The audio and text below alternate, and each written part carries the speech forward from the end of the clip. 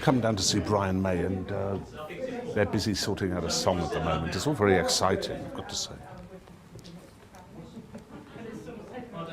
They're doing Since You've Been Gone, which was a song written by Russ Ballard and a hit, if I'm not mistaken, for I think Rainbow in about 1978, 77, 78. Since You've Been Gone, Since You've Been Gone, all of my head can't take it.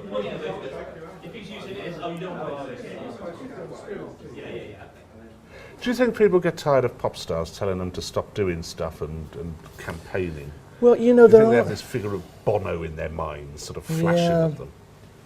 Well, I don't regard myself as a sort of celebrity. You know, this is really separate from what I do. You know, I have a certain notoriety, and because of that, people will listen to me a certain amount. I can open a few doors. Notoriety? You're the best-known guitarist in the world, man. All right. Well, thank you. Okay, I have a certain visibility, put it that way. You know, so I regard it as my duty to use that in the most responsible way I can. Yeah, people probably do get fed up with it, but I'm not one of those stars who sort of lends their name to a cause and then buggers off. You know, I'm someone who dedicates a good percentage of his life to working on this. In fact, it's an increasing percentage. Well, I read that you said that you'd be happier to be remembered for the work that you've done for preservation of wildlife than you would for your music, unless that was a misquote. I mean, no, it's pretty much true. You know, in a sense, I feel I have so many threads in my life, and it's been a rich and wonderful life. I'm very grateful.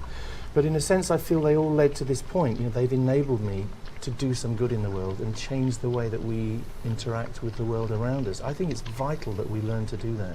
The change that's happened since 2010 is not simply that it's a Conservative coalition government, but that you've got the crucial department which looks after animal welfare now in the hands of people who don't seem to care very much about animal welfare. James Pace particularly. I know. Jim Pace is a farmer, you know, and farmers traditionally, not all of them, you know, it's very, you don't want to make sweeping statements. I know some great farmers.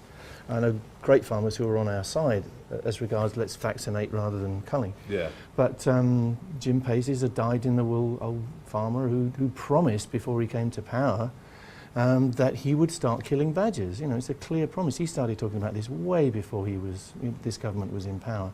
And I guess he feels he has to fulfill that promise, even though it's completely against all logic and it's completely inhumane and unjustifiable by anything whatsoever. Ethically, scientifically, economically, you cannot justify this cull. They must know. I mean, the only thing which will solve this problem is vaccination. And I have it on good authority, not from people on our side, but from people on the other side who've said, yeah, we're doing this, but the only answer in the long term is vaccination. We should be putting all our efforts into vaccination. We can vaccinate badgers, and that's actually all we can do at the moment because we're not allowed to vaccinate cows because of the EU regulations. That's insane. I mean, if your children were under threat from TB, would you start killing things all around? No, you would vaccinate your children. We should be vaccinating our cows. In my opinion, we should be doing it independently of Europe. You know, that would be my solution. That's where you've got to start. And the vaccines aren't perfect, but they're a bloody sight better than going out and killing random animals, which will probably make the situation worse. You know why it makes the situation worse. You know, when I have this great sort of PowerPoint called Culling for Dummies. You know, what happens if you start killing badgers, if they are infected and if they are infective, you are, by culling them, scattering them, and so all the farms around are liable to have an increase in the incidence of this disease if you buy this whole scenario of badgers being, you know, the main vector, which they may not be. And then, of course, once you stop culling, the badgers come back in, and you will have much more infective population of badgers than you had before. So you're almost certainly going to lose. Would your former lead singer have had a passion for badgers, do you think? Was he interested in wildlife? Freddie was very pro animals, yes, and he loved his cats above anything on this earth. I could see that. You know, yeah, I think he probably, it's hard to say. I'm pretty sure he would have been, you know, on the same side as I am, you know.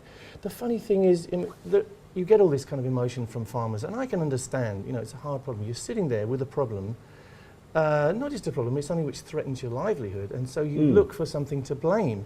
The badger looks Yeah. as if it might be to blame, so, let's kill the badger. I can understand this kind of emotional response. It's like, this thing's hurting our children. But so it's also part of the post-1945 way that we dealt with the land, which was we needed to get a maximum amount of food out of a small true. amount of land.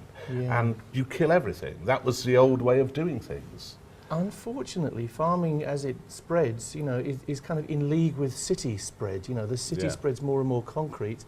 The farmer spread more and more controlled land, which is full of pesticides and whatever. So wild animals get a tinier and tinier portion of the land to live in. That's why people think that badgers are on the increase. There's no evidence that badgers are on the increase.